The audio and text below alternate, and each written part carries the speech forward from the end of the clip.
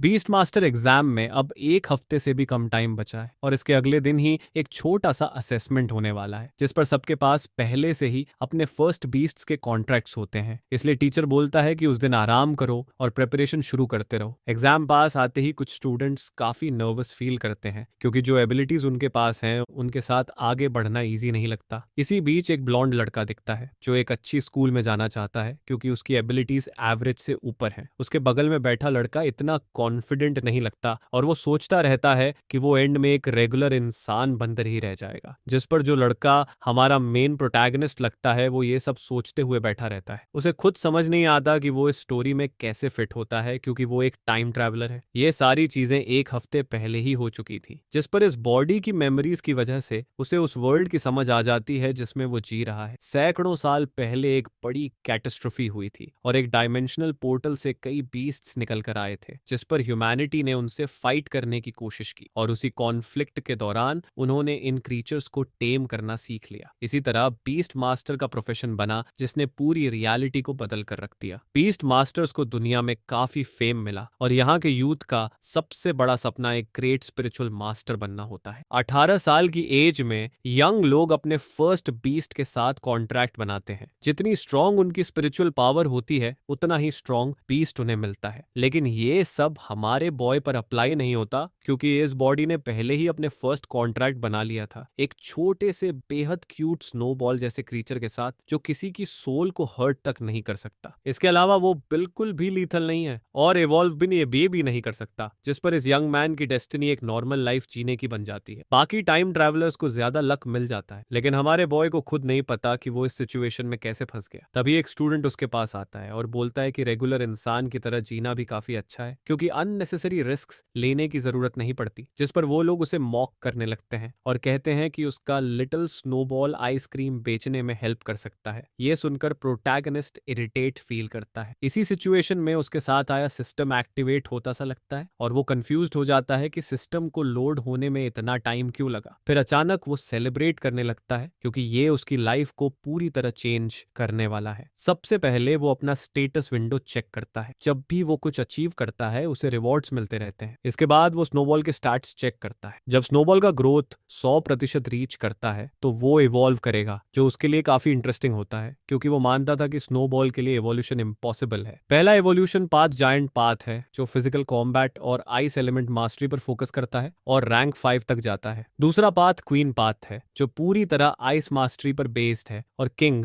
Rank तक reach कर सकता है जिस पर वो सोचने लगता है कि क्या ये कोई सीक्रेट एवोल्यूशन रूट है। ऐसा लगता है कि अब उसे आइसक्रीम बेचने के लिए कोई छोटा स्टैंड लगाने की जरूरत नहीं पड़ेगी और क्योंकि क्वीन पथ हायर लेवल तक जा सकता है वो वही चुनता है। इसके बाद वो कुछ अचीवमेंट पॉइंट्स यूज करने का डिसाइड करता है ताकि उसका क्रीचर इवॉल्व कर सके। अभी वो सिर्फ एक 100 पॉइंट्स यूज करके एक रिवॉर्ड क्लेम कर सकता है जिससे स्नोबॉल स्ट्रांग होता है। जिस पर वो अपना हाथ स्नोबॉल की तरफ पॉइंट करता है और प्रोसेस शुरू हो जाता है। धीरे धीरे स्नोबॉल स्ट्रांग होने लगता है। वो सक्सीड करता है और स्नोबॉल अब स्टेज 2 में पहुंच जाता है जो उसे एक्साइटमेंट से भर देता है। फिर भी उस छोटे क्रीचर में ज्यादा चेंज नहीं दिखता। उसे अभी भी आइस एसेंस और जेड स्पिरिट चाहिए। पहले आइटम के 20 यूनिट्स और दूसरे का सिर्फ 1 यूनिट। कोई इमेजिन भी नहीं कर सकता कि ऐसे मटेरियल्स स्नोबॉल को इवॉल्व कर सकते हैं। अब उसे पैसे कमाने की जरूरत पड़ती है ताकि वो ये मटेरियल्स बाय कर सके और तभी कुछ लड़के उसका मजाक उड़ाने लगते हैं। जिस पर प्रोटैगनिस्ट स्नोबॉल से कहता है कि उनकी कमेंट्स की चिंता मत करो क्योंकि टेस्ट के टाइम वो लोग ठीक परफॉर्म करेंगे। लगता है जो लड़का उसका मजाक उड़ा रहा था वो काफी जेलस है और इग्नोर किया जाना उसे पसंद नहीं आया। वो एक इन्फ्लुएंशियल फैमिली जांग फैमिली से बिलोंग करता है और प्रोटैगनिस्ट जानता है कि उसे उनसे ट्रबल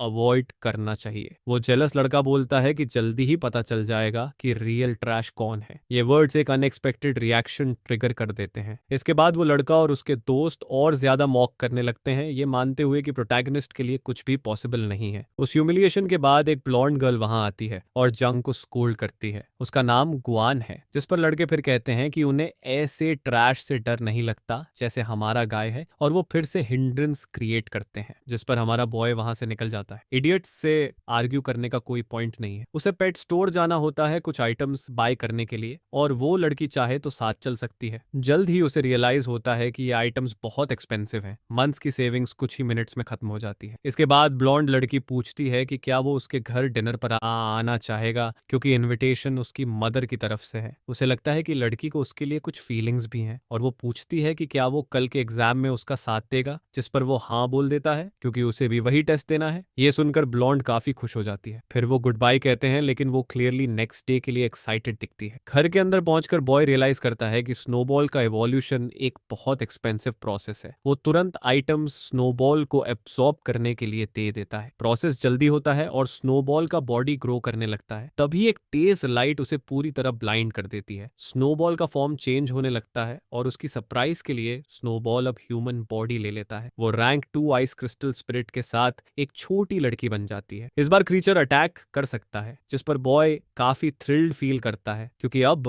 वो एग्जाम पास कर सकता है। वो अब भी स्टन्ड है कि स्नोबॉल ने पूरा एक लेवल जंप कर लिया है। स्टूडेंट्स के बीच एवरेज ये होता है कि उनके क्रीचर्स फर्स्ट लेवल के स्टेज 5 में होते हैं, जो इसे और भी इंप्रेसिव बना देता है। स्नोबॉल के पास खड़े होते ही वो उसकी कोल्डनेस फील करता है। उसकी स्ट्रेंथ उम्मीद से कहीं ज्यादा बढ़ चुकी है। अगर सिस्टम ने स्नोबॉल की जरूरत रिवील नहीं की होती तो कोई भी इतने एक्सपेंसिव मटेरियल्स एक वीक क्रीचर पर स्पेंड नहीं करता। जो उसने किया वो एक सही गैम्बल था। स्पिरिचुअल क्रिस्टल्स पेट की स्पिरिचुअल पावर बूस्ट करते हैं और स्ट्रेंथ क्रिस्टल यूजर की पावर बढ़ाता है, जिस पर बॉय तुरंत इंग्रेडिएंट्स अपने माउथ में डाल लेता है। कुछ सेकंड्स में ट्रांसफॉर्मेशन शुरू हो जाता है। अब वो ऐसी पावर फील करता है जो उसने पहले कभी नहीं की थी। उसकी फिजिकल और स्पिरिचुअल स्ट्रेंथ बढ़ती जा रही है। उसे अब पहले जैसी ठंड महसूस नहीं होती। उसकी स्ट्रेंथ ओवरफ्लोइंग लगती है। भले ही उसे फाइट करने की जरूरत न पड़े, स्ट्रेंथ सिर्फ उनके लिए प्रॉब्लम होती है जिनके पास वो नहीं होती। डेंजर के केस में वो खुद को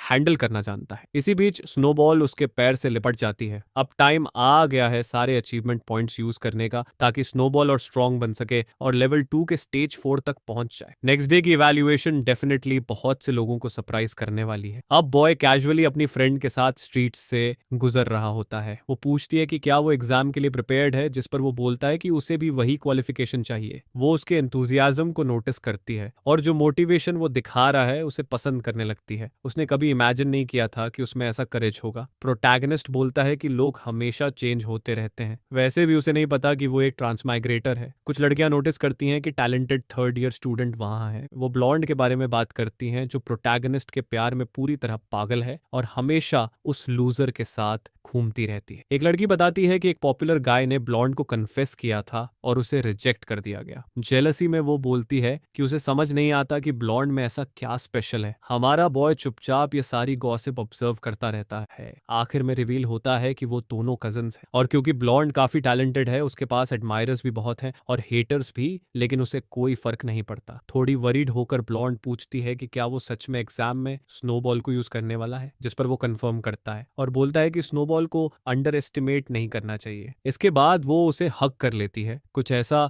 जो डेंजरसली अफेक्शनेट लगता है और एलाबामा में काफी क्वेश्चनेबल माना जाएगा। फिर वो बोलती है कि अगर दोनों पास हुए तो वो सेलिब्रेट करेंगे। वाइल वो प्रैक्टिकली अपने ओवर द टॉप अफेक्शन से हमारे प्रोटैगनिस्ट को क्रश कर रही होती है, उसी दौरान वो बोलती है कि एक शॉप है जहां वो जाना चाहती है, जिस पर उनका मोमेंट अचानक इंटरप्ट हो जाता है क्योंकि दो बैकग्राउंड कैरेक्टर वहां आ जाते हैं। उनमें से एक अगली गर्ल ब्लॉन्ड पर आरोप लगाती है कि उसने उसका बॉयफ्रेंड चुरा लिया है। ये सुनकर ब्लॉन्ड इरिटेट हो जाती है और तुरंत पूछती है कि ये दोनों आखिर हैं कौन और वो बॉयफ्रेंड है भी कौन, जिस पर अगली गर्ल बोलती है कि उसका बॉयफ्रेंड शाओहोंग है। लेकिन ब्लॉन्ड को मुश्किल से याद आता है कि वो लड़का कौन है और वो साफ बोल देती है कि उसे उसमें कोई इंटरेस्ट नहीं है और कभी था भी नहीं। इस पर अगली गर्ल मानने से मना कर देती है और बोलती है कि उसके बॉयफ्रेंड को रिड्यूस कर दिया गया है, यहाँ टाइम वेस्ट करने का कोई मतलब नहीं होता। जिस पर ब्लॉन्ड हमारे प्रोटैगनिस्ट का हाथ पकड़कर उसे खींच लेती है क्योंकि उनके पास ज्यादा इंपॉर्टेंट काम है। तभी दूसरा बैकग्राउंड कैरेक्टर उसके शोल्डर को पकड़ लेता है और बोलता है कि उसने उन्हें जाने की परमिशन नहीं दी है और अगर वो अपनी कजिन का अपमान होता देखता रहा तो उसे भी किसी का अपमान करना पड़ेगा। ये कहते हुए ब्लॉन्ड एक बेहद मर्डरस ऑरा रिलीज करती है और स्ट्रांगली रिकमेंड करती है कि वो जर्क अपनी हैंड उसकी कजिन से हटा ले। उसी पल उसे एक ओवरवेलमिंग प्रेशर फील होता है, लेकिन पीछे हटने के बजाय वो सबसे वायलेंट ऑप्शन चुनता है और एक एक वुमन पर पंच करने की कोशिश करता है, जिस पर उसे पूरी तरह रोक दिया जाता है हमारे प्रोटैगनिस्ट के द्वारा, जो उसकी कजिन ने बिल्कुल एक्सपेक्ट नहीं किया था। अगली गर्ल अपने कजिन से बोलती है कि ज्यादा ड्रामा मत करो क्योंकि सब जानते हैं कि ये गाय एक लूजर है। मीनवाइल वो जर्क इंसल्ट्स फेंकने की कोशिश करता है, लेकिन वो लगातार स्वेटिंग कर रहा होता है क्योंकि उसने हमारे बॉय के हाथ में उसकी स्ट्रेंथ फील कर ली थी और साफ दिख रहा होता है कि वो कुछ इंटरेस्टिंग करने वाला है। अगले ही पल हमारा बॉय ब्रूटल फोर्स के साथ उसकी फिस्ट उस गाय के स्टोमिक में स्लैम करता है। वो जर्क हवा में गार्बेज बैग की तरह उड़ जाता है, जिसे देखकर अगली गर्ल शॉक में आ जाती है। जब वो गाय खड़ा होने की कोशिश करता है तब हमारा बॉय उसकी तरफ चलता है। वो बोलता है कि वो ब्लॉन्ड का कजिन है और अगर वो जर्क उसके साथ कुछ भी करना चाहता है तो पहले उसे डील करना पड़ेगा। उसी समय बैकग्राउंड कैरेक्टर धीरे धीरे खुद को सॉइल करने लगता है और प्रोटैगनिस्ट की कजिन उस स्ट्रेंथ को देखकर स्टन्ड रह जाती है। वो इंटेंसिटी इतनी ज्यादा होती है कि उसका पूरा बॉडी रिएक्ट कर जाता है। यहाँ तक कि हमारे बॉय को भी एक्सपेक्ट नहीं था कि आइटम्स यूज करने के बाद वो इतना स्ट्रांग हो जाएगा। और जैसे ह्यूमिलिएशन काफी नहीं थी, वैसे ही ब्लॉन्ड जर्क अटैक करने का डिसाइड करता है। इस बार वो अपनी स्पिरिचुअल एनर्जी यूज करने वाला होता है। वो सबके सामने एक ब्लू फ्लेम जैसी ग्लो मैनिफेस्ट करता है, लेकिन ध्यान से देखने पर ना तो प्रोटैगनिस्ट और ना ही उसकी कजिन इम्प्रेस्ड लगते हैं। उनके सामने जो खड़ा होता है वो एक गोस्ट वुल्फ होता है, जो अभी भी सिर्फ रैंक 2 का है। अपनी वुल्फ की पावर पर पूरा भरोसा रखते हुए वो जर्क पूछता है कि क्या वो सच में उसे चैलेंज करना चाहते हैं। स्नोबॉल अभी भी रैंक 1 है, लेकिन स्टेज 7 तक पहुंच चुकी है। इस फाइट में उसके चांसेस ज्यादा अच्छे नहीं होते और हमारा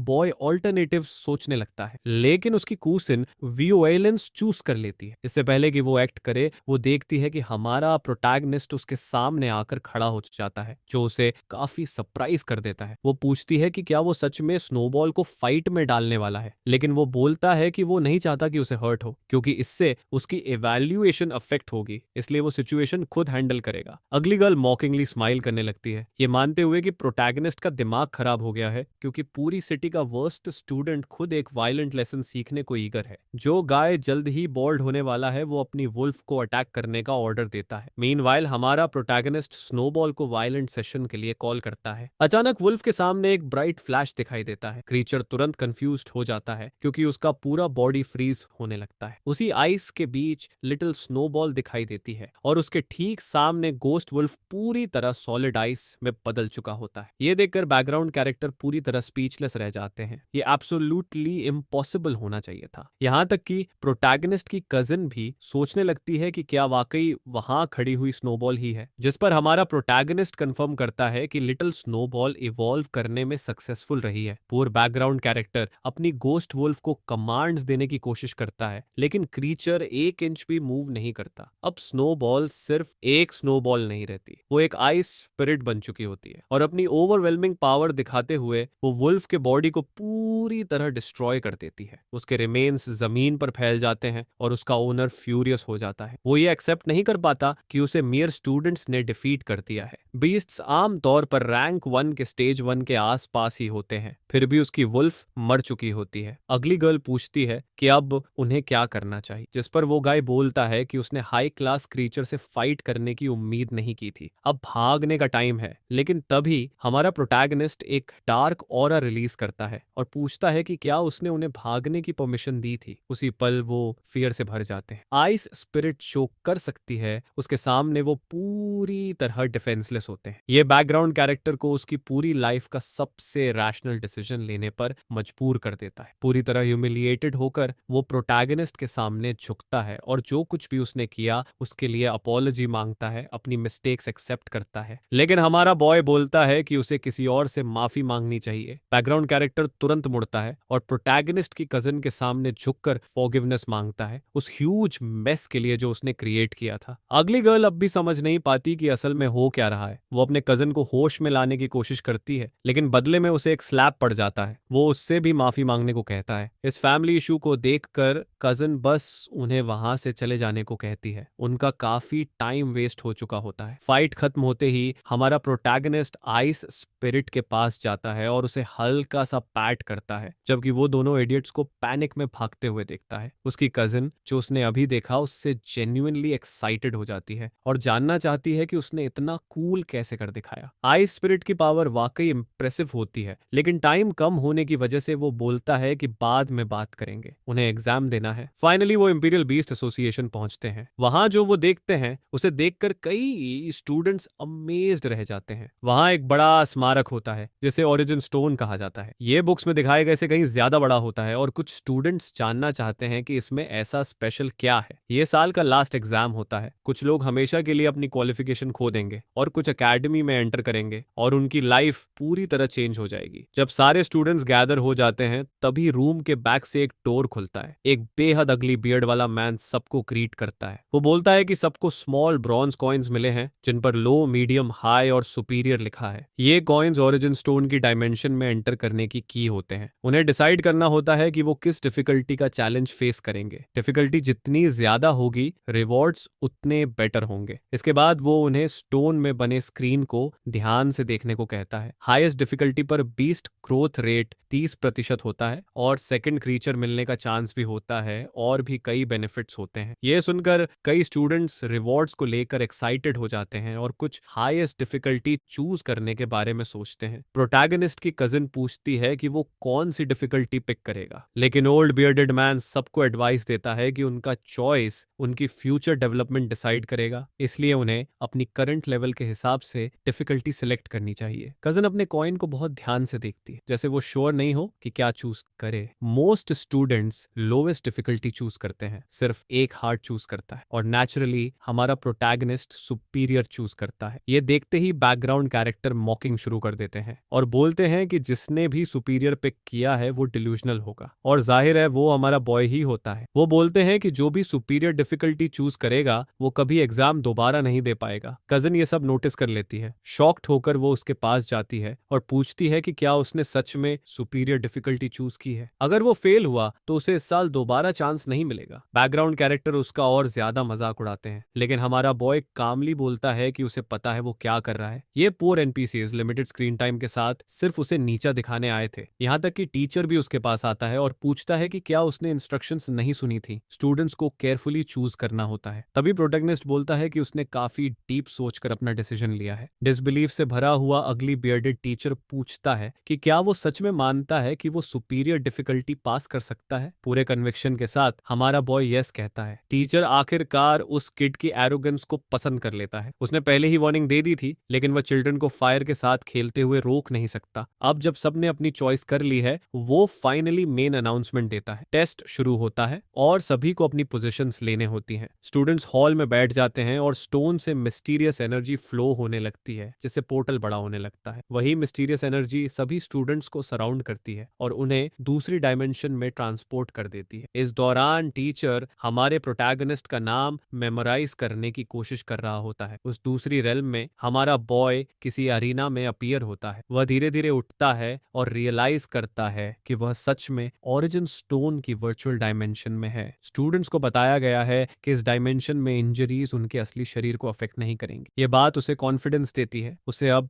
किसी चीज की चिंता नहीं होती। तभी सिस्टम उसे इन्फॉर्म करता है कि उसके पास अनअक्लेम्ड अचीवमेंट है, उसकी पहली विक्ट्री। उसे सरप्राइज होता है कि वह सिस्टम यहाँ भी यूज कर सकता है। उसकी रिवॉर्ड है 100 अचीवमेंट पॉइंट्स और स्पिरिचुअल क्रिस्टल। वह तुरंत उन्हें क्लेम करता है। इससे उसकी स्पिरिचुअल एट्रीब्यूट बूस्ट होती है और स्नोबॉल की ग्रोथ रेट 44% तक जंप कर जाती है। और क्योंकि वह स्नोबॉल बुलाते बुलाते टायर्ड हो चुका है, अब से वह उसका नाम पॉप्सिकल रखता है। इस पावर अप के साथ हमारे प्रोटैगनिस्ट की chances of victory in decent levels तक स्काईरॉकेट हो जाती है। वह अरीना में अगले होने वाले इवेंट्स का वेट करता है। फिर एक डोर खुलता है। एक बड़ी और थ्रेटनिंग क्रीचर उनके सामने आती है, एक फायर लिजर्ड, अभी रैंक 1 की। हमारा बॉय कुछ हार्डर एक्सपेक्ट कर रहा था और उसने लिजर्ड की स्ट्रेंथ को अंडर एस्टिमेट किया, लेकिन वह एक ह्यूज ब्लास्ट ऑफ फायर से कैच ऑफ गार्ड हो जाता है। वह तुरंत पॉप्सिकल को फ्रीज करने का ऑर्डर देता है। आइस क्रिस्टल्स प्रोड्यूस होती हैं और इनकमिंग फ्लेम्स की तरफ इंस्टेंटली लॉन्च होती हैं। वाटर और फायर के क्लैश से तुरंत एक ह्यूज क्लाउड ऑफ स्मोक बनता है। जब स्मोक क्लियर होती है तो साफ दिखता है कि फायर लिजर्ड ऑलरेडी अपने आइस स्काई में चली गई है। हमारा बॉय सच में सरप्राइज होता है कि उसकी अटैक कितनी स्ट्रॉन्ग बन गई है। इस डिफिकल्टी में टोटल 5 लेवल्स हैं और उसे हर हर चैलेंज को ओवरकम करना होता है। अगली क्रीचर जो उसका सामना करती है वो मम्मी जैसी होती है, फायर लिजर्ड की तरह। ये भी रैंक 1 की होती है। दूसरों के लिए ये थोड़ा डिफिकल्ट हो सकता है, लेकिन हमारे प्रोटैगनिस्ट के लिए ये सिर्फ प्ले टाइम है। बाहर टीचर सब कुछ ध्यान से देख रहा होता है। हमारा बॉय मम्मी को इतनी जल्दी डिफीट कर देता है कि हमें ये देखने का मौका भी नहीं मिलता कि वो केपेबल क्या था। किड की पोटेंशियल को लेकर सस्पिशियस टीचर सोचता है कि शायद आइस एट्रीब्यूट्स ने उसे एडवांटेज दिया है। अब तक असली चैलेंज अभी आना बाकी है। इस बार जो गेट हमारे प्रोटैगनिस्ट के लिए खुलता है वो प्रिजन बार्स जैसा दिखता है। एक वुडन क्रीचर आता है, उसकी आईज बड़ी और अनसेटलिंग है। ये प्लांट टाइप बीस्ट पहले ही रैंक 2 की है। टीचर सोचता है कि हालांकि हमारे प्रोटैगनिस्ट की क्रीचर भी रैंक 2 की है, लेकिन शायद उसकी स्टेज पहले स्टेज 1 से थी, अनलाइक एनिमी क्रीचर जो ऑलरेडी स्टेज 2 है। इसलिए वो अस्यूम करता है कि हमारा बॉय हार जाएगा। मॉन्स्टर तुरंत रश करता है फाइट खत्म करने के लिए, लेकिन उसे पॉप्सिकल की eyes glowing with threatening light नजर नहीं आती। हमारे बॉय को रियलाइज होता है कि एट्रीब्यूट डिसएडवांटेज की वजह से सिर्फ आइस पर्याप्त नहीं होगा। वुडन क्रीचर अपनी ब्रांचेस से विशियसली अटैक करता है और पॉप्सिकल का पूरा बॉडी ग्रैब कर लेता है। अब जब वो रिस्ट्रेन्ड है, मॉन्स्टर मूव करता है बैटल खत्म करने के लिए। बाहर से देखने पर टीचर कॉन्फिडेंट महसूस करता है कि उसका प्रिडिक्शन सही था। ये किट का एंड है, लेकिन सेकंड्स के अंदर उसे रियलाइज होता है कि वो कंप्लीटली रॉन्ग था। हालांकि क्रीचर प्लांट टाइप है, उसका बॉडी फ्रीज होने लगता है। ये एक्सट्रीम कोल्ड का डोमेन है पॉप्सिकल की एबिलिटी। हमारे बॉय की टीम सिर्फ एक स्किल पर रिलाई नहीं करती। अब काउंटर अटैक का टाइम है। कई आइस स्पीयर्स मॉन्स्टर की तरफ लॉन्च होती हैं, जिससे वो अपने हेड को आर्म से शील्ड करने को मजबूर होता है और उसके चारों तरफ मैसिव आइस सराउंड होता है। जब मॉन्स्टर सोचता है कि आगे क्या करे और आइस उसके पीछे फॉर्म होती है और ब्रूटल स्ट्राइक में उसके बॉडी को पियर्स करती है। एनिमी डिफीट हो जाता है और हमारा प्रोटैगनिस्ट एक और लेवल क्लियर करता है। सिर्फ 2 एआर एनिमीज बचते हैं इससे पहले कि वह चैलेंज को कंप्लीटली अनाइलेट करे। बाहर कुछ स्टूडेंट्स उठने लगते हैं। एक लाउडली कंप्लेन करता है कि उसने अपना एनिमी ऑलमोस्ट हरा दिया था, लेकिन फॉल शॉर्ट हुआ। दूसरा लमेंट करता है कि वो डिफीट हो गया। लोएस्ट डिफिकल्टी का 5th लेवल ऑलरेडी टफ है, क्योंकि इसे स्टेज 6 की रैंक 1 क्रीचर को हराना होता है। फिर भी कुछ स्टूडेंट्स चैलेंज क्लियर कर रहे होते हैं, जिससे कुछ बैकग्राउंड कैरेक्टर्स जेलस होते हैं। फिर वो एक इंपॉर्टेंट बात नोटिस करते हैं। एक स्टेज अब क्रूअल क्लॉ बीस्ट दिखा रहा है। स्टूडेंट्स जल्दी ओरिजिन स्टोन के पास जाते हैं, क्योंकि उन्हें पता है कि ये मॉन्स्टर रैंक 2 का है। जल्दी ही उन्हें रियलाइज होता है कि ये चैलेंज हमारे प्रोटैगनिस्ट के लिए है, जो सुपीरियर डिफिकल्टी में है और वह फाइनल बैटल तक पहुंच चुका है। फाइनली हमारा बॉय लास्ट लेवल तक पहुंचता है। बाहर बैकग्राउंड कैरेक्टर समझने की कोशिश करते हैं कि वह इतना स्ट्रॉन्ग कैसे हो सकता है। एक याद करता है सभी टॉप स्टूडेंट्स को, और फिर भी उसे कोई आइडिया नहीं कि हमारे प्रोटैगनिस्ट कौन है। फिर कूसिन की आईज फाइनली ओपन होती हैं। उसने अपनी चैलेंज क्लियर कर ली है और अब वो बीस्ट हैमर अप्रेंटिस बनने वाली है। वह तुरंत जानना चाहती है कि हमारे बॉय के साथ क्या हुआ, ये समझते हुए कि बाकी सभी स्टूडेंट्स इकट्ठा होकर कुछ इंटरेस्टिंग देखने आए हैं। जब पता चलता है कि हमारा boy already final stage of superior difficulty में पहुंच चुका है, उसकी कूजिन कन्विंस हो जाती है कि वह इनक्रेडिबल है, लेकिन कोई भी आइडेंटिफाई नहीं कर सकता कि उसके लिए कौन सी क्रिएचर अपीयर हुई। एक sabre tooth lion already ranked 2 stage 5। किसी भी कैंडिडेट के लिए इसे डिफीट करना प्रैक्टिकली इम्पॉसिबल है। अरीना में हालांकि हमारा बॉय फाइनली महसूस करता है कि उसके पास एक असली अपोनेंट है। कई आइस स्पाइक्स लायन की तरफ फायर होते हैं, लेकिन क्रीचर एफर्टलेसली डॉज कर लेता है। उस स्पीड से हमारे प्रोटैगनिस्ट अलर्ट हो जाता है, खासकर जब लायन की क्लॉज उसके ऊपर आती हैं। स्ट्राइक इतनी प्रिसाइज होती है कि ऑलमोस्ट पॉप्सिकल की नेक कट हो जाती। प्रोफेसर जानना चाहता है कि क्या हमारे बॉय के पास कोई नया ट्रिक है, क्योंकि इस पॉइंट पर वो सच में इनक्रेजुलस होता है किड की पोटेंशियल को लेकर। मैसिव लायन धीरे धीरे अप्रोच करता है। हालांकि पॉप्सिकल एक स्टेज ऊपर है, रॉ स्ट्रेंथ का डिफरेंस ब्रूटल है। दुर्भाग्य से पॉप्सिकल अब फुल पावर में नहीं है। इतने कॉन्सिक्यूटिव बैटल्स के बाद अगर इस बार केयरलेस हुआ तो वो हार सकता है। लायन कंप्लीटली डिटर्मिन्ड है। जब 2 क्रीचर्स क्लैश करते हैं, हमारा बॉय रियलाइज करता है कि उसे परफेक्ट ओपनिंग चाहिए। पॉप्सिकल को रेडी रहने के लिए बोलता है और फाइनली उसे मिलता है और अटैक ऑर्डर देता है। कई आइस स्पीयर्स लायन के बॉडी को हिट करती हैं, लेकिन पॉप्सिकल एग्जॉस्टेड है। बाहर सभी सोचते हैं कि क्या हुआ, क्योंकि ये ड्रॉ जैसा लगता है। तभी उन्हें नोटिस होता है कि इवन वुंडेड लायन फिर से खड़ा हो रहा है। प्रोफेसर सोचने लगता है कि बैटल शायद ड्रॉ में खत्म हो सकती है। फिर भी वो अमेज्ड होता है कि हमारे प्रोटैगनिस्ट ने इतना आगे तक पहुंचा। अब वो याद करता है बॉय के अपने वर्ड्स कि उसने ये डिफिकल्टी काफी डीप सोचकर चूज किया था। रीइन्विगरेटेड होकर लायन एक और रोर निकालता है। पॉप्सिकल केयरफुल स्टैंड करती है, अपने छोटे आइसी क्लोथ्स को डस्ट ऑफ करती है, लेकिन अब वो फ्यूरियस लगती है और एनिमी पर पावर रिलीज करती है। सब कुछ इतनी तेजी से फ्रीज होना शुरू हो जाता है कि लायन की पॉज फंस जाती है, लेकिन फ्रॉस्ट अभी भी उसके बाकी बॉडी को फ्रीज करने के लिए पर्याप्त नहीं है। हमारे बॉय को याद आता है कि ये टाइप का लायन एक्सट्रीमली कोल्ड रीजन से आता है, इसलिए इसे आइस और कोल्ड के हाई रेजिस्टेंस है। ये उसकी स्ट्रैटेजीज पर हेवी लिमिटेशंस डालता है। उसी समय सिस्टम अपीयर होता है और नया अचीवमेंट रिवील करता है। पॉप्सिकल ने स्किल 10 बार यूज किया है, इसलिए हमारे बॉय को 100 पॉइंट्स मिलते हैं और एक नया फीचर अनलॉक होता है। ऑप्शंस में कंट्रोल स्किल, डिफेंसिव स्किल और एरिया ऑफ इफेक्ट अटैक शामिल हैं। अब वो कन्फ्लिक्टेड है क्योंकि उसे पता है क्रीचर्स सिर्फ 2 बेसिक अटैक्स ही कर सकते हैं। जितने ज्यादा अटैक्स होंगे उतनी ज्यादा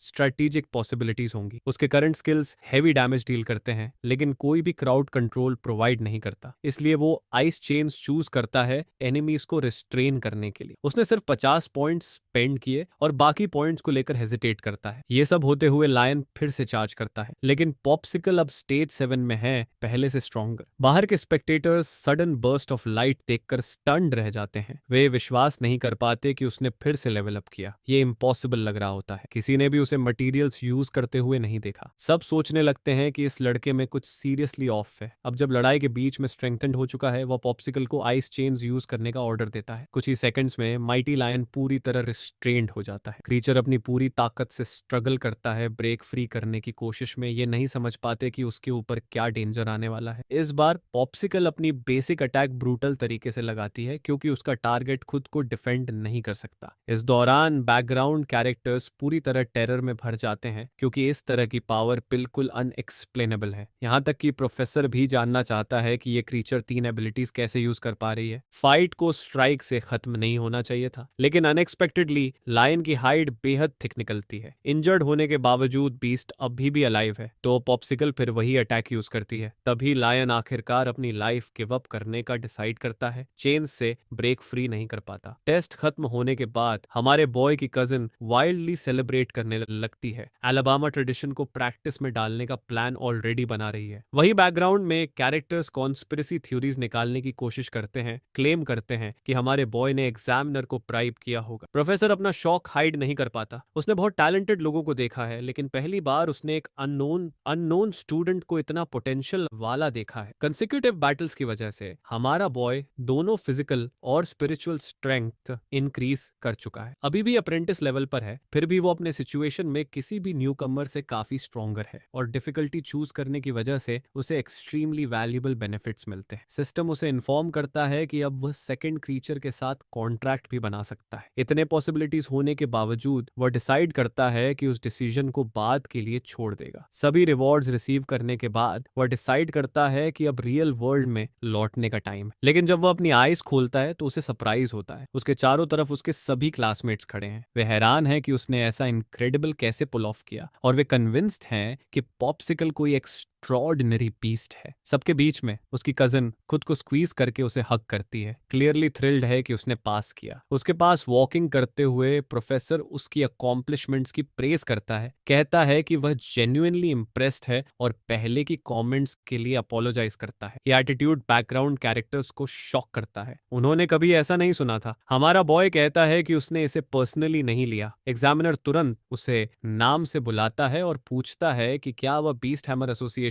ज्वाइन करना चाहेगा। हाई रैंकिंग पोजीशन और ग्रेट सैलरी ऑफर करते हुए प्रॉमिस करता है कि ये उसकी स्टडीज इंटरफियर नहीं करेगी। उसकी कजिन उसे तुरंत एक्सेप्ट करने के लिए अर्जेस करती है क्योंकि सिर्फ बेस्ट को ही इतनी अच्छी ऑफर मिलती है। ये इतना रेयर अपॉर्चुनिटी है कि टॉप स्टूडेंट्स को भी गारंटी नहीं होती। अगर वह एक्सेप्ट करता है तो फाइनेंशियली अमेजिंग होगा, लेकिन कैच है, लाइफ में फ्री कुछ नहीं होता। इतना सब मिलने के बाद उसे समहाउ पे करना पड़ेगा। एसोसिएशन की कई स्ट्रिक्ट रूल्स भी हैं। वो अपनी फ्रीडम खोना नहीं चाहता, तो वह एग्जामिनर को ऑफर के लिए थैंक्स करता है और कहता है कि ग्रेजुएशन के बाद कंसिडर करेगा। एक बहुत ब्रेव बैकग्राउंड कैरेक्टर सब देखने के बाद पूछता है कि क्या वह स्पॉट ले सकता है, लेकिन एग्जामिनर उसे पूरी तरह इग्नोर कर देता है। ऑलरेडी इमेजिन कर रहा है कि हमारा प्रोटैगनिस्ट फ्यूचर में कितना ग्रो करेगा। एग्जामिनर अश्योरेंस देता है कि वह कभी भी माइंड चेंज करने के लिए प्रेशर नहीं डालेगा और अगर वह रिकंसिडर करेगा तो ओपन आर्म्स से वेलकम किया जाएगा, एसोसिएशन के एम्बलम की तरफ पॉइंट करते हुए। उस इंटेंस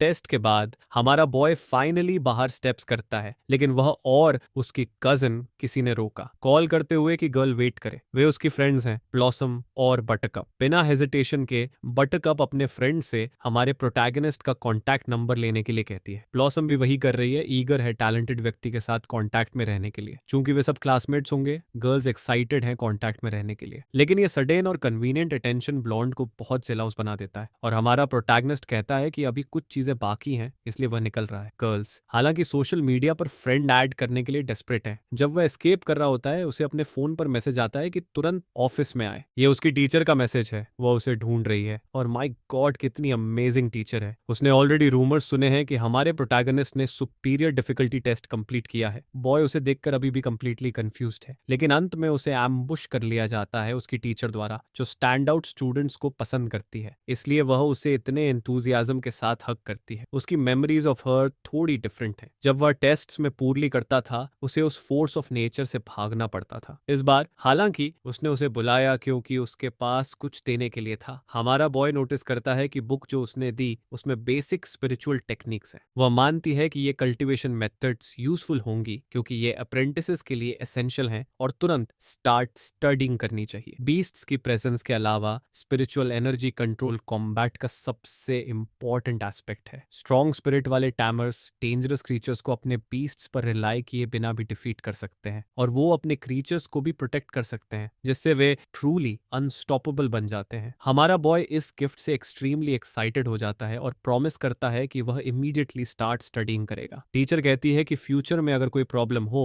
तो वह उसके पास हेल्प के लिए आ सकता है। नवी अपने बेड पर बैठकर बुक में फर्स्ट टेक्निक्स स्टडी करता है और डिसाइड करता है कि बेसिक्स अब सीखना शुरू करें ताकि एकेडमी ज्वाइन करने के बाद वह एंटायरली एडवांस्ड नॉलेज पर फोकस कर सके। 10 मिनट में ही वह ऑलरेडी कल्टिवेटिंग है। उसकी आईज ग्लो करती हैं और बॉडी में एनर्जी पूरे रूम में स्प्रेड हो जाती है। अपने हैंड्स को देखकर वो रियलाइज करता है कि उसने बेसिक्स मास्टर कर लिया है, जो एक मीडियोकर पर्सन को मंथ्स लगते हैं। और क्योंकि उसने स्पिरिचुअल टेक्निक मास्टर की है, सिस्टम उसे और पॉइंट्स रिवॉर्ड करता है। वह अपनी प्रोग्रेस से थ्रिल्ड है। अब उसके पास 350 पॉइंट्स हैं और वह डिसाइड करता है अपनी एबिलिटीज अपग्रेड करने का ताकि और स्ट्रॉन्गर बन सके। मेडिटेटिव स्टेट में एंटर होकर वह अपने गार्डियन स्पिरिट पर फोकस करता है, जो लेवल 3 पर है। वह फील करता है कि शील्ड बड़ा और स्टर्डियर हो रहा है, केपेबल है 4 लोगों को प्रोटेक्ट करने के लिए। इस समय उसके पास अभी भी 770 स्पिरिचुअल पॉइंट्स हैं और शील्ड फॉर्म करने में सिर्फ 10 कंज्यूम होते हैं। उसने अभी तक स्पिरिचुअल स्टोन यूज नहीं किया जो टेस्ट के दौरान अर्न किया था। उसका कंटेंट्स अब्सॉर्ब करने के बाद वह अपनी स्पिरिट और स्ट्रेंथन करता है, इंक्रीजिंग पावर लिमिट। इतने मैसिव रिजर्व्स के साथ अब सिर्फ शील्ड सीखने का समय नहीं है। नेक्स्ट टेक्निक जो वह सीखना चाहता है वो है एबिलिटी टू शूट एरोज अपने हैंड्स से। वह अपनी पंचेस को भी स्पिरिचुअल पावर से स्ट्रेंथन कर सकता है। इस नॉलेज को पाने के लिए मोटिवेटेड होकर वह फिर से मेडिटेशन में एंटर करता है। फुल कंसंट्रेशन के साथ वह स्पिरिचुअल एरो फॉर्म करने में सक्सीड करता है। इम्पैक्ट वॉल पर छोटा मार्क छोड़ता है और 10 स्पिरिचुअल पॉइंट्स कंज्यूम करता है। पावर अभी अमेजिंग नहीं है, लेकिन रियल प्रोजेक्टाइल की तरह प्रिसाइज है। डेवी अपनी पंचेस स्ट्रेंथन करने वाला है। वह अपने रूम में स्ट्राइक थ्रो करने की तैयारी करता है। हवा में पंचिंग करने से 30 स्पिरिचुअल पॉइंट्स कंज्यूम होते हैं। अटैक कंप्लीटली वॉल की सरफेस डिस्ट्रॉय कर देती है और रिजल्ट उसे एक्सट्रीमली इंप्रेसिव लगता है। 3 स्पिरिचुअल टेक्निक्स सीखने की वजह से सिस्टम उसे पोशन रिवॉर्ड करता है जो पूरी स्पिरिचुअल पावर फुली रिस्टोर कर सकती है। हमारा बॉय ये देखकर रियली लाइक करता है, कन्विंस्ड है कि जब जरूरत होगी ये डिसअपॉइंट नहीं करेगी। उसने अभी सीखी टेक्निक्स को भी अपग्रेड किया। Level 2 spending 100 achievement points. वो डिसाइड करता है कि बाकी पॉइंट्स इमरजेंसीज के लिए सेव करेगा और उसे ये भी रियलाइज होता है कि उसे पैसे सेव करना शुरू करना चाहिए ताकि अगली बीस्ट खरीद सके। नेक्स्ट डे सुबह वो मिशन सेंटर जाता है, इलेक्ट्रॉनिक टर्मिनल पर जाकर कुछ पिक करता है। ये पहली बार है जब वह इस तरह का काम कर रहा है पैसे कमाने के लिए, लेकिन अपनी करंट स्ट्रेंथ के साथ उसे मिशंस कंप्लीट करने में कोई डिफिकल्टी नहीं होनी चाहिए। अवेलेबल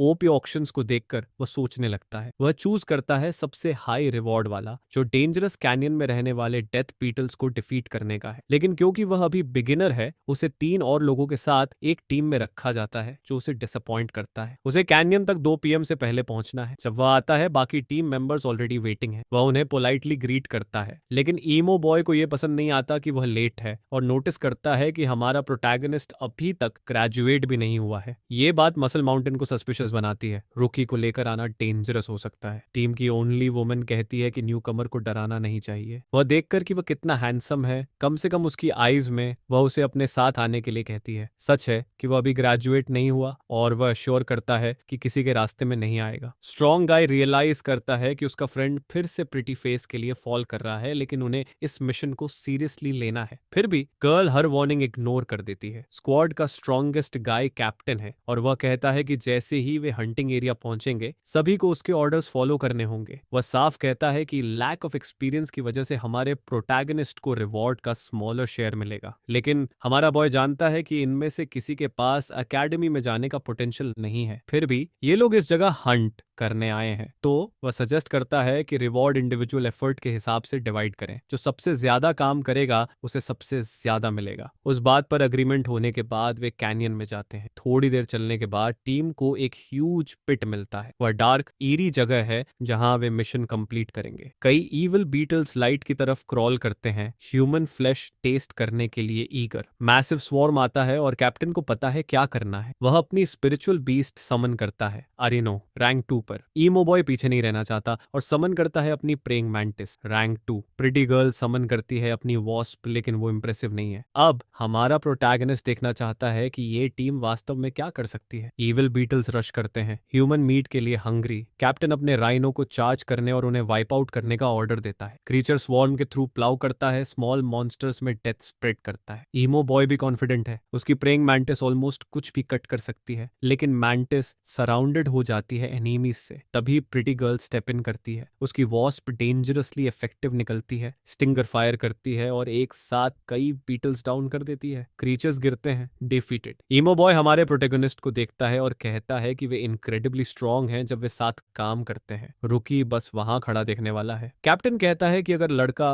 रिवॉर्ड लेना चाहता है तो अभी से काम शुरू करना बेटर होगा। प्रिटी गर्ल कहती है कि वह रिवॉर्ड शेयर करेगी अगर वह उसके पीछे रहे। जो क्रीचर्स ब्रूटली बीटन हुए थे कुछ मोमेंट्स पहले, अब फिर से खड़े होते हैं। हमारा बॉय नोटिस करता है कि उनके अटैक्स यूजलेस थे और बीटल्स पर कोई असर नहीं हुआ। अब क्रीचर्स नए असॉल्ट के लिए गैदर होते हैं। इस बार उनका साउंड अलग है। मैट प्रिटी गर्ल को टेरिफाइड कर देता है। बीटल्स फ्राइटनिंग मैलिस से ओवरटेकन हो गए हैं और भी बड़े क्रीचर्स अपीयर होने लगते हैं, ह्यूमंस पर सफरिंग इन्फ्लिक्ट करने के लिए रेडी। ग्राउंड पर क्रॉलिंग बीटल्स इतने हैं कि लिविंग कारपेट लग रहे हैं। ईमो बॉय नोटिस करता है कि नई टाइप की बीटल होल से इमर्ज हो रही है, उसके हॉर्न्स कंप्लीटली अलग। ये हमारा प्रोटैगनिस्ट सोचने लगता है कि क्या वहां किसी किंग टाइप क्रीचर का नेस्ट हिडन है। राइनो जो अभी तक फोर्स क्रश कर रहा था, अब बीटल्स द्वारा अलाइव खा लिया जाता है, जो उसकी फ्लैश बिना मर्सी के टीयर कर देते हैं। प्रेइंग मैंटिस और वॉस्प भी एस्केप नहीं कर सकते। हंटर्स को अपने क्रीचर्स रिकॉल करना पड़ता है या वे अलाइव डिवावर्ड हो जाएंगे। लेकिन हमारा बॉय बताता है कि साउंड यूजलेस है। बीटल्स पैरालाइजिंग इफेक्ट क्रिएट कर सकते हैं जिससे बीस्ट्स कुछ सुन नहीं पाते। ये प्रिटी गर्ल को डिस्पेयर में डाल देता है क्योंकि वह अपनी वॉस्प से एक्सट्रीमली अटैच्ड है। फ्यूरियस ईमो बॉय ग्रैब करता है हमारे प्रोटैगनिस्ट के क्लोथ्स, येलिंग करता है कि उसे ये इन्फो पहले शेयर करनी चाहिए थी सार्कास्टिक कमेंट्स के साथ। हमारा बॉय उसे बताता है कि अब उसे अपनी सेफ्टी की चिंता करनी चाहिए क्योंकि डोजन्स ऑफ बीटल्स अभी भी हैं और सभी स्टार्विंग हैं। फिर इनएविटेबल होता है। कैप्टन ऑर्डर देता है कि सभी भाग जाएं, कहता है कि मिशन मीडियोकर लोग हैंडल नहीं कर सकते। नेचुरली वह खुद पहला फ्ली करता है। ये तुरंत क्रीचर का अटेंशन खींचता है। वे नोटिस करते हैं कि वह giant giant moving block of meat है। वो पुअर मैन फाइनली रियलाइज करता है कि उसका एंड नियर है, लेकिन वर्स्ट नहीं होता क्योंकि हमारा प्रोटैगनिस्ट पॉइंटलेस सफरिंग का एनिमी है। वह सभी को अपनी स्पिरिचुअल बैरियर से प्रोटेक्ट करता है। बैरियर इतना पावरफुल है कि बीटल्स कुछ भी ब्रेक नहीं कर सकते। कैप्टन रियलाइज करता है कि केवल इंपीरियल एकेडमी के स्टूडेंट्स टेक्निक्स इस लेवल पर सीख सकते हैं, लेकिन हमारा बॉय उसे शट अप करने और ध्यान देने को कहता है कि अब क्या होने वाला है। पूर गाय बोल भी नहीं सकता, वह कंप्लीटली ओवरवेल्म्ड है। अब हमारा प्रोटैगनिस्ट समन करता है अपनी आइस स्पिरिट लिटिल पॉप्सिकल। किसी को नहीं पता कि वह क्या है क्योंकि उन्होंने कभी ऐसा कुछ नहीं देखा। हमारे बॉय के लिए ये सारी बीटल्स सिर्फ रैंक 1 क्रीचर्स हैं। उनका एकमात्र एडवांटेज नंबर्स है, लेकिन ये कुछ नहीं मतलब क्योंकि पॉप्सिकल पहले ही रैंक 3 है और क्रूअल्टी से ओवरफ्लो कर रही है। Little popsicle cursed ice spikes summon करना शुरू करती है, अपनी फ्रीजिंग कोल्ड हर क्रीचर में फैलाती है। हमारा प्रोटैगनिस्ट रिकमेंड करता है कि उसकी टीममेट्स तुरंत अपनी बीस्ट्स रिकवर करें या बहुत देर हो सकती है, वरना वो रिवॉर्ड के सभी राइट्स लूज कर देंगे। उस पावर डिस्प्ले को विटनेस करने के बाद टीम अग्री करती है कि पूरा रिवॉर्ड सिर्फ उसे ही मिलेगा। ईमो बॉय को यह आइडिया पसंद नहीं आता। वह थ्रेटेंड फील करता है उस स्टेटमेंट से। यह भी लगता है कि हमारा प्रोटैगनिस्ट लेजेंडरी एकेडमी कैंडिडेट हो सकता है जिसने सुपीरियर डिफिकल्टी टेस्ट क्लियर किया। और उसके शौक में हमारा बॉय अपनी आइडेंटिटी कंफर्म करता है और कहता है कि वही था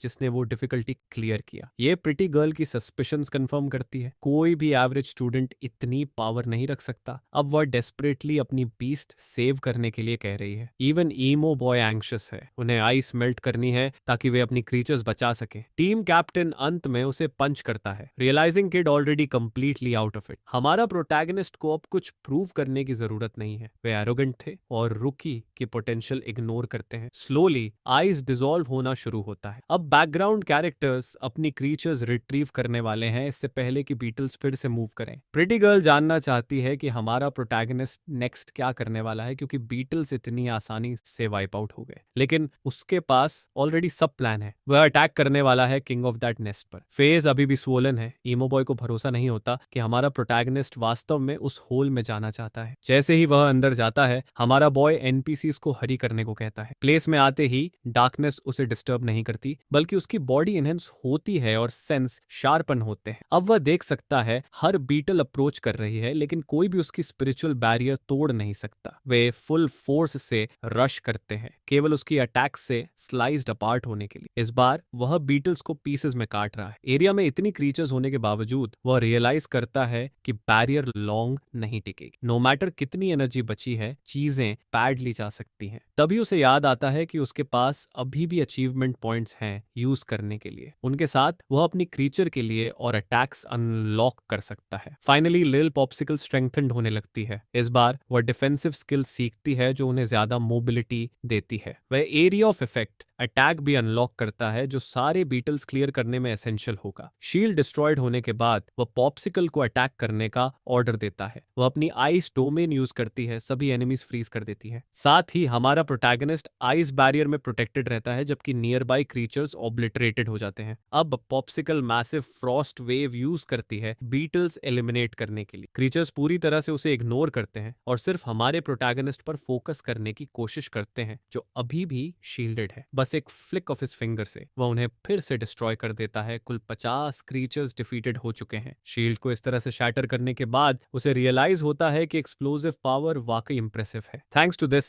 लिटिल पॉप्सिकल अब वाइड आर्सनल ऑफ एबिलिटीज रखती है। जैसे जैसे वह बैटल्स में फाइट करती है वह कंटिन्यू होकर स्ट्रेंथन होती रहती है। पेस थोड़ा स्लो है, लेकिन इतने सारे क्रीचर्स के बीच वे इसका एडवांटेज ले सकते हैं। वह अगले स्टेज तक पहुंचने के करीब है। इतना सोचते हुए हमारे प्रोटैगनिस्ट को केव के एंड से लाउड रोर सुनाई देता है। जो बीटल्स अटैक कर रहे थे वो अचानक फ्रीज हो जाते हैं। लगता है बीटल किंग ने बैटल ज्वाइन करने का डिसीजन लिया है और हमारा बॉय ऑलरेडी उसका इंतजार कर रहा है। बाहर बैकग्राउंड कैरेक्टर्स एंग्शियसली वॉच करते हैं। प्रिटी गर्ल इंसिस्ट करती है कि मिशन की ट्रू डिफिकल्टी इमीडिएटली रिपोर्ट करें उसके लाइफ के लिए फियर में, लेकिन ईमो बॉय को कोई फर्क नहीं पड़ता। वह कहता है प्रोटैगनिस्ट विलिंगली वहां गया है। उस समय कोई आता है और पोलाइटली उन्हें जगह बनाने को कहता है। वह ऑलरेडी ब्रॉन्ज लेवल टेमर है और जानना चाहता है कि क्या यही बीटल मिशन होता है। टीम कैप्टन कंफर्म करता है, लेकिन वार्न करता है कि एक्सट्रीमली केयरफुल होना चाहिए। उसकी जगह पर वह नोटिस करता है कि न्यूकमर सच में ब्रॉन्ज लेवल टेमर है। ये पूरी टीम को सरप्राइज करता है। एसोसिएशन में बीस्ट हैमर्स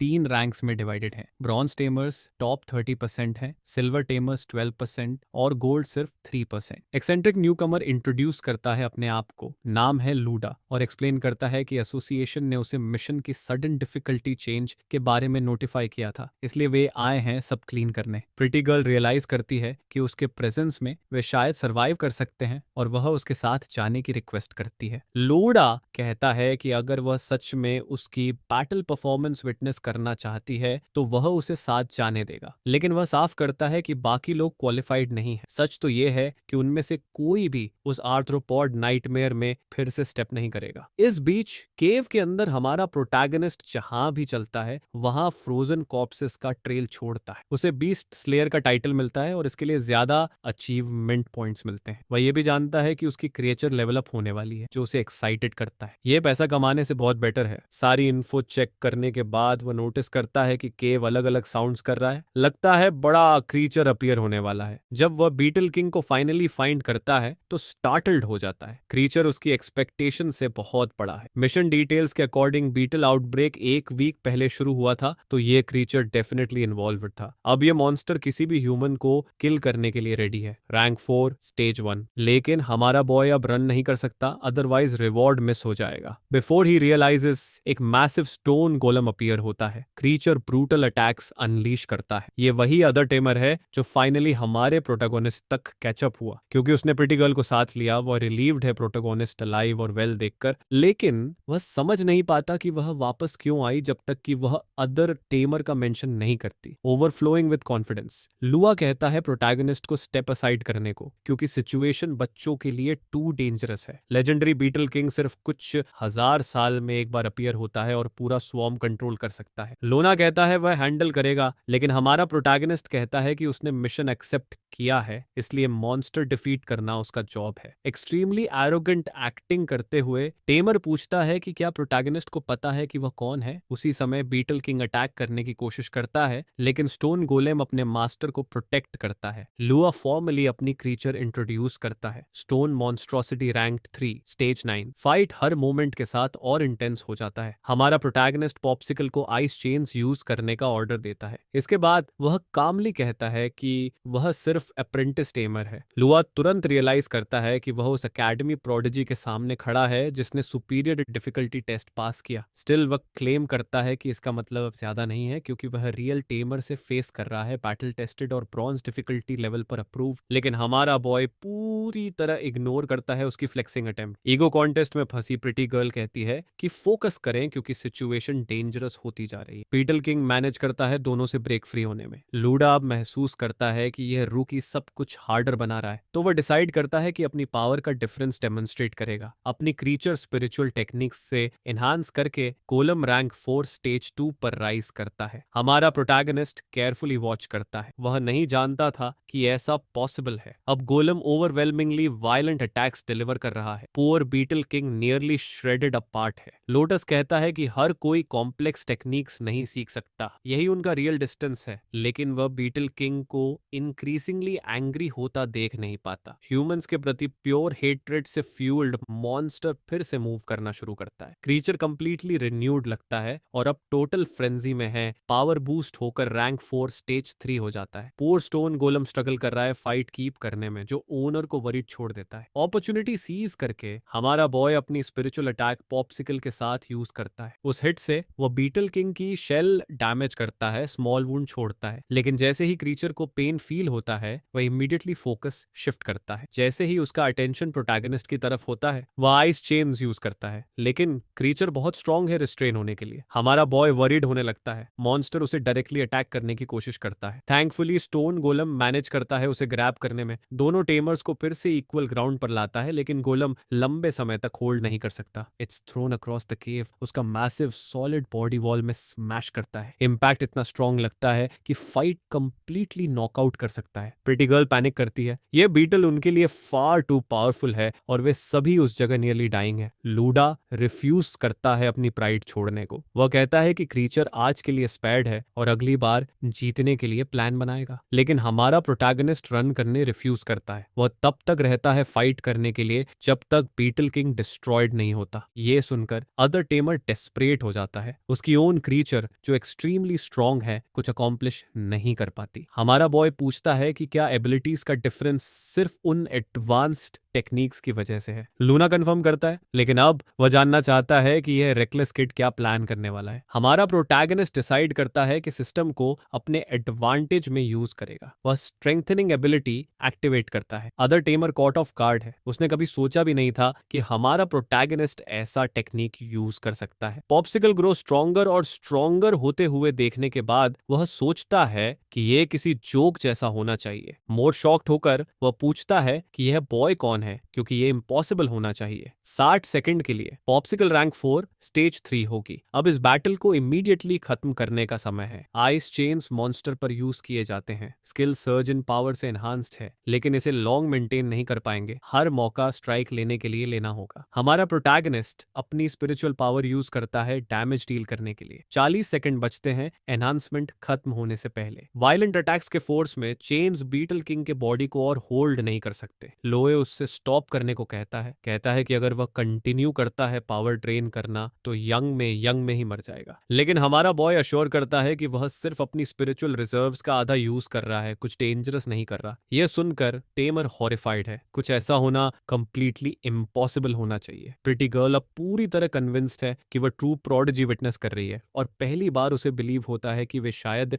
जीत भी सकते हैं। इतना हिट लेने के बाद भी बीटल किंग अभी भी अलाइव है और थ्रेड बनाए हुए है, लेकिन पॉप्सिकल ने इस फाइट में अब पूरी पेशेंस खो दी है। वह क्रीचर पर एक पावरफुल ब्लो भेजती है और शॉक वेव इतनी ओवरवेलमिंग है कि कोई समझ नहीं पाता कि अभी क्या हुआ या पॉप्सिकल इतनी पावरफुल क्यों है। लूना कहता है कि प्राचीन काल में मिथ्यात्मक बीस्ट्स भी बैटल्स ज्वाइन करते थे। ह्यूमंस ने 5 एलिमेंटल क्रीचर्स इकट्ठा करके दुनिया में ऑर्डर रिस्टोर किया। तब से वो 5 बीस्ट्स पूरी तरह से डिसअपियर हो गए। बस 30 सेकंड बचे हैं और हमारा प्रोटैगनिस्ट फाइट अब भी खत्म करना चाहता है। पॉप्सिकल पूरी तरह तैयार है फाइनल स्ट्राइक अनलीश करने के लिए। सबसे क्रूलेस्ट बीटल अपनी पूरी लाइफ में जितना हार्ड बीटन हुआ उससे भी ज्यादा अब रन करने की कोशिश करता है, लेकिन पीछे है हमारे प्रोटैगनिस्ट और पॉप्सिकल, फ्यूरियस और रिलेंटलेस। उनके अटैक्स फाइनली क्रीचर की आर्मर्ड शेल तोड़ देते हैं, leaving it severely wounded. System announce करता है कि यह पहला बॉस है जो हमारे बॉय ने कभी डिफीट किया है। प्रिटी गर्ल तुरंत सेलिब्रेट करने लगती है, कंप्लीटली अमेज्ड, जबकि लोटस सल्क करता है क्योंकि स्पॉटलाइट उसकी तरफ से चुराई गई। पॉप्सिकल का बूस्ट आखिरकार खत्म हो जाता है जैसे ही कार्ड का इफेक्ट एक्सपायर होता है। हमारा प्रोटैगनिस्ट उसे बताता है कि उसने अमेजिंगली परफॉर्म किया और उस बैटल की वजह से वह स्टेज 5 ऑफ रैंक 3 तक पहुंच गई। लिटिल क्रीचर एग्जॉस्टेड है और इंस्टेंटली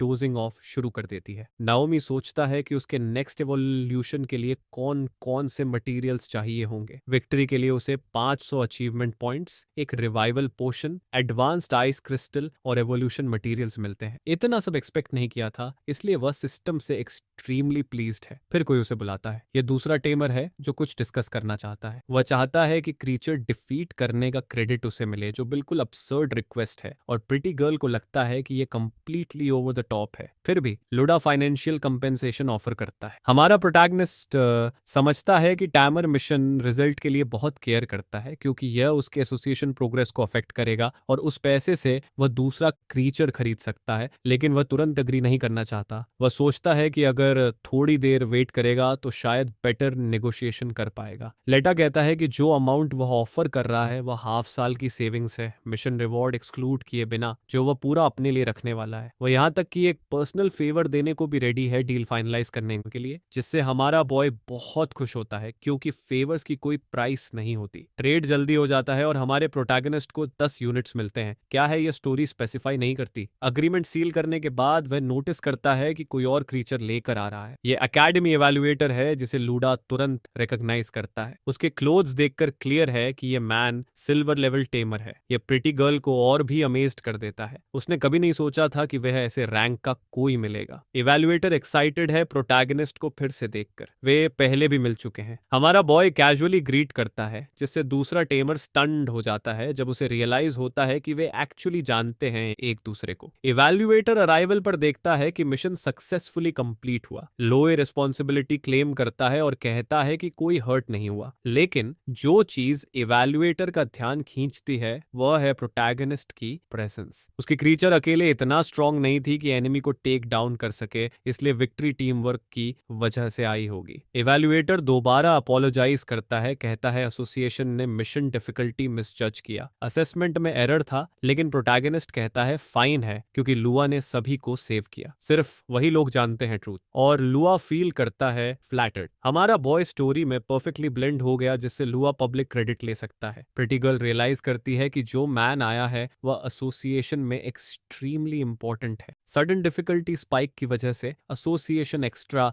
10,000 रिवॉर्ड्स प्रोटैगनिस्ट को देगा, लेकिन क्रीचर का बॉडी रिसर्च के लिए रिकवर करना होगा। लूना इम्प्रेस्ड है क्योंकि हमारे बॉय ने सिंगल डे में ह्यूज अमाउंट अर्न किया। यह न्यूज सुनकर प्रोटैगनिस्ट सिर्फ रिवॉर्ड एक्सेप्ट कर सकता है, बिसाइड्स रिफ्यूजिंग सस्पिशियस लगेगा और ऑनेस्टली वो फ्री मनी कभी रिजेक्ट नहीं करेगा। इवैल्यूएटर जानता है प्रोटैगनिस्ट को सेकंड बीस्ट चाहिए और वह फंड्स के लिए डेस्परेट है, इसलिए वह उसे रिवॉर्ड के साथ गुड लक कहता है और बताता है कि अगर उसे एसोसिएशन से कभी हेल्प चाहिए तो वह रीच आउट कर सकता है। इवैल्यूएटर आसानी से क्रीचर का बॉडी कलेक्ट करता है और अनाउंस करता है कि वह लीव कर रहा है। यह देखकर प्रोटैगनिस्ट जेन्युइनली इंप्रेस्ड होता है। बाहर लूना शॉक्ड है कि प्रोटैगनिस्ट ने एक ही दिन में 20,000 अर्न किया और बॉय उसे याद दिलाता है कि उसने फेवर भी गेन किया। लूना प्रॉमिस करता है कि वह इसे नहीं भूलेगा। गुड बाय कहने के बाद लूडा लीव कर देता है। प्रिटी गर्ल कहती है कि उसने उस दिन इतनी इनक्रेडिबल पीपल मिलने की उम्मीद नहीं की थी। उसका ट्रिप डेफिनेटली वर्थ था। वह जानती है कि उसे स्ट्रांग बनने के लिए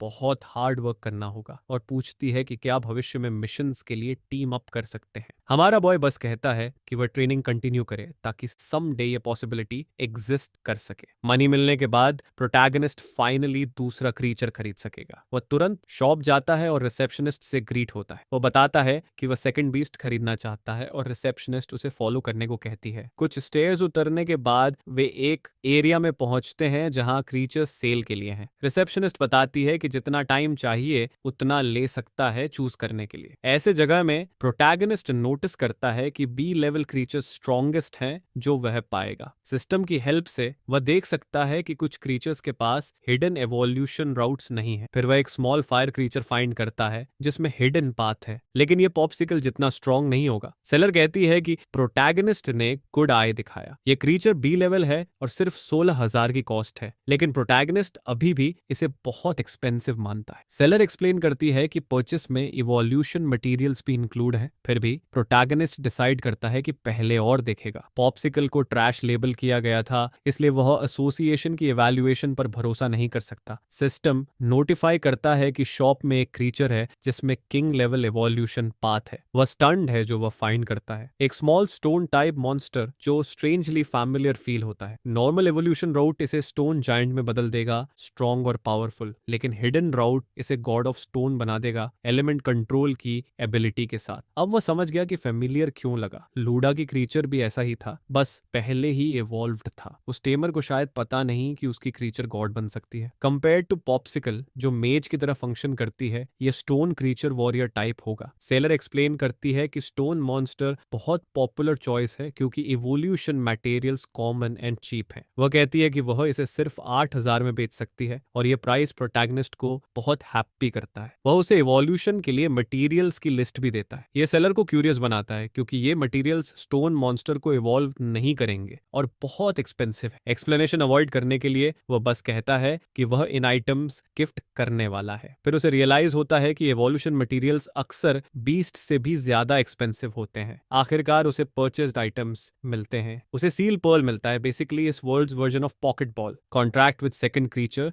फाइनली कंप्लीट होता है और सिस्टम उसे 300 अचीवमेंट पॉइंट्स देता है। Back in his room protagonist evolution materials prepare करता है। सबसे पहले वह लिटिल क्रीचर की ग्रोथ रेट 100% तक बढ़ाएगा। फिर वह अचीवमेंट पॉइंट्स यूज करके नई मॉन्स्टर स्ट्रेंथन करेगा। पॉप्सिकल के अनलाइक ये थोड़ी डम लगती है। कोई इमेजिन नहीं करेगा कि इसमें गॉड बनने की पोटेंशियल है। वह लिटिल स्टोन क्रीचर को मटेरियल्स खाने के लिए कहता है ताकि यह इवॉल्व कर सके। क्रीचर पहला इंग्रेडिएंट इंटेंस एंथुसियाज्म के साथ डिवॉर करता है, लेकिन अभी भी और नरिशमेंट चाहिए, तो प्रोटैगनिस्ट उसे स्टोन पाउडर कंज्यूम कंज्यूम करने के लिए पॉइंट करता है। लिटिल क्रीचर रिफ्यूज कर देती है और हमारा बॉय उसे याद दिलाता है कि मील बहुत एक्सपेंसिव था। तभी उसे रियलाइज होता है कि स्टोन क्रीचर खाने को लेकर पिकी है। अभी भी सल्किंग होने की वजह से प्रोटैगनिस्ट एक आइडिया सोचता है। लिटिल क्रीचर अचानक एक स्ट्रेंज एनर्जी सेंस करती है। पॉप्सिकल अभी अभी उसके सामने समन हुई है। दोनों क्रीचर्स तुरंत एक दूसरे को साइज अप करना शुरू कर देते हैं। स्टोन क्रीचर डोमिनेंस असर्ट करने की कोशिश करती है, पॉप्सिकल पर स्ट्राइक करने की कोशिश करती है, लेकिन वो जल्दी ही करेक्ट कर दिया जाता है। ये इतना स्ट्रांग नहीं है कि ऐसा बिहेव कर सके। डिसिप्लिन मिलने के बाद ये स्पॉइल्ड चाइल्ड की तरह रोने लगती है। अब हमारा बॉय समझ जाता है कि ये आसान टास्क नहीं होगा। क्रीचर्स के बीच इंटरेक्शन अभी भी मेसी है, लेकिन कम से कम स्टोन क्रीचर खाना शुरू कर देती है। हालांकि इसे पाउडर का टेस्ट पसंद नहीं है, फिर भी उसकी ग्रोथ रेट अंततः 100% तक पहुंच जाती है। डार्क लाइट धीरे धीरे उसके पूरे बॉडी को रैप करने लगती है। धीरे धीरे एक बड़ा मेटामॉर्फोसिस शुरू होता है। स्टोन क्रीचर इवॉल्व होकर स्टोन घोस्ट बन जाती है। स्टेज 9 रैंक 2 क्रीचर पहले से ही डिवाइन एवोल्यूशन रूट पर। प्रोटैगनिस्ट एक्सटैटिक है। लूडा कभी इमेजिन भी नहीं कर सकता था कि ऐसा पॉसिबल होगा। लिटिल क्रीचर की गेज स्ट्रेंजली मिस्टीरियस हो जाती है, जो प्रोटैगनिस्ट को भी स्टार्टल्ड कर देती है, क्योंकि वह फिगर आउट करने की कोशिश करता है कि ये क्या प्लान कर रही है। क्रीचर तुरंत रूम के बीचों बीच अटैक अनलीश करती है। पॉप्सिकल को यह बिहेवियर पसंद नहीं आता और वह फिर से सीधे उस पर चार्ज करती है। स्टोन क्रीचर फाइट बैक करने के लिए तैयार होती है, लेकिन एक्ट करने से पहले उसके सामने नर्व लाइक टेंड्रिल अपीयर हो जाता है, जो उसे कंप्लीटली कंफ्यूज कर देता है। पॉप्सिकल अपने आइस शील्ड से अटैक ब्लॉक कर देती है। प्रोटैगनिस्ट पसंद नहीं करता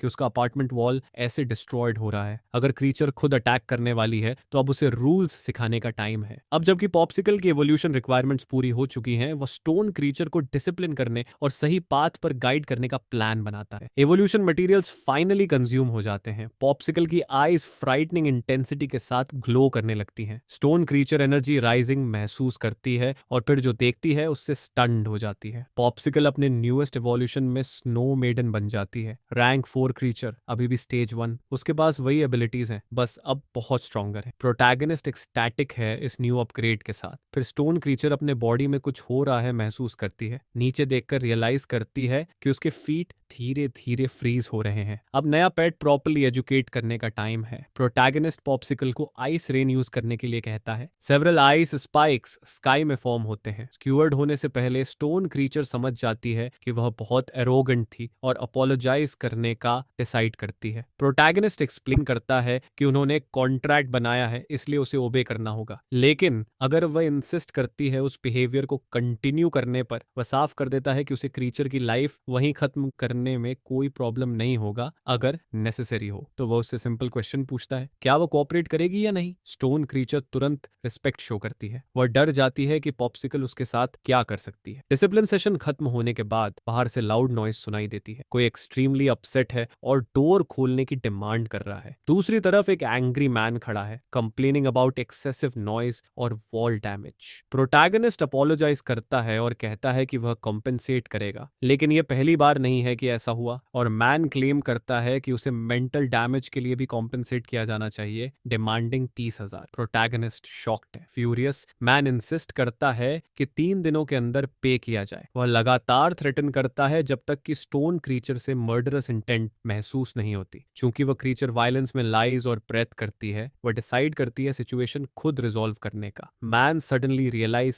करता है कि वह पावरलेस है। स्कल पाउडर में बदलने से ठीक पहले प्रोटैगनिस्ट स्टोन क्रीचर को इमीडिएटली स्टॉप करने का ऑर्डर देता है। टेरिफाइड और अंडरवेयर कॉम्प्रोमाइज्ड मैन पूछता है कि क्या वह क्रीचर सच में प्रोटैगनिस्ट की है, क्योंकि उसने कभी ऐसा मॉन्स्टर नहीं देखा। फिर से प्रोटैगनिस्ट अपोलोजाइज करता है, एक्सप्लेन करता है कि वह क्रीचर ट्रेन कर रहा था और अनइंटेंशनली नेबर को डराया। वह यह भी पूछता है कि क्या मैन अब भी डैमेज के लिए कॉम्पेंसेशन चाहता है। मैन इंस्टेंटली सब कुछ रिट्रैक्ट कर देता है। आखिरकार नॉइस सिर्फ छोटा इनकन्वीनियंस था और उसे इतनी सीरियसली नहीं लेना चाहिए था। नाइट फाइनली एंड होती है। प्रोटैगनिस्ट अपने बीस्ट्स के साथ रेस्ट करता है। अगले मॉर्निंग वह पैनिक में वेक होता है क्योंकि फोन नॉन स्टॉप रिंगिंग कर रहा है। कजन कॉल कर रही है। आज इंपीरियल एकेडमी का एंट्रेंस एग्जाम है और लगता है उसने कंप्लीटली भूल गया था। उसके फेस से क्लियर है कि वह जेन्युइनली नहीं जानता था। इवन सो वह मैनेज करता है कि कजन से स्कूल गेट पर मिले। जब वह अप्रोच करता है, कजन उसका हाथ एक्सटेंड करके ग्रीट करती है। बैकग्राउंड कैरेक्टर्स उसे मॉक करने लगते हैं लेट आने के लिए ऐसे इंपॉर्टेंट इवेंट पर। टीचर भी खुश नहीं है। वह नोटिस करती है कि उसने फिर ओवर स्लीप किया। वह एक्सप्लेन करता है कि लेटली एग्जॉस्टेड था, लेकिन टीचर अभी भी जानना चाहती है कि उसने स्पिरिचुअल टेक्निक्स प्रैक्टिस की हैं या नहीं। कजिन क्लोजली उनकी इंटरेक्शन वॉच करती है। टीचर पूरा क्लास एड्रेस करना शुरू करती है। वह रिमाइंड करती है कि वे स्कूल के एलीट हैं और इस साल का एग्जाम पहले से कहीं ज्यादा चैलेंजिंग होगा। वह कहती है कि अगर फेल हो जाए तो गिल्टी फील मत करो, बस बेस्ट एफर्ट दो, क्योंकि वह उन पर बिलीव करती है। स्टूडेंट्स उसके स्पीच से फायर्ड अप हो जाते हैं और प्रॉमिस करते हैं कि सब कुछ देंगे। मीनवाइल प्रोटैगनिस्ट क्वाइटली होप करता है कि वह फिर से आउट परफॉर्म करेगा। बस में एग्जाम साइट की तरफ जाते हुए कजिन पूछती है कि उसने उसके मैसेजेस का जवाब क्यों नहीं दिया। ट्रूथ यह है कि वह लेटली एक्सट्रीमली बिजी था और कंप्लीटली भूल गया। कजिन फिर बताती है कि उसका fierce magic bird successfully evolve हो गया और वह थ्रिल्ड है। प्रोटैगनिस्ट खुश होता है और बिलीव करता है कि एग्जाम स्मूथली जाएगा। विंडो की तरफ देखते हुए कजिन अमेज्ड है सिटी के साइज से, लेकिन नहीं नोटिस करती कि उसने अपनी बेस्ट एट्रीब्यूट्स सीधे उसके फेस पर प्रेस कर दी थी। थोड़ी देर बाद वह रियलाइज करती है और कंप्लीटली एम्बैरेस्ड हो जाती है। इंस्टेंटली प्रोटैगनिस्ट की जॉय किल कर देती है। स्टूडेंट्स फाइनली इंपीरियल एकेडमी पहुंचते हैं। Absolutely stunning building, almost palace जैसी।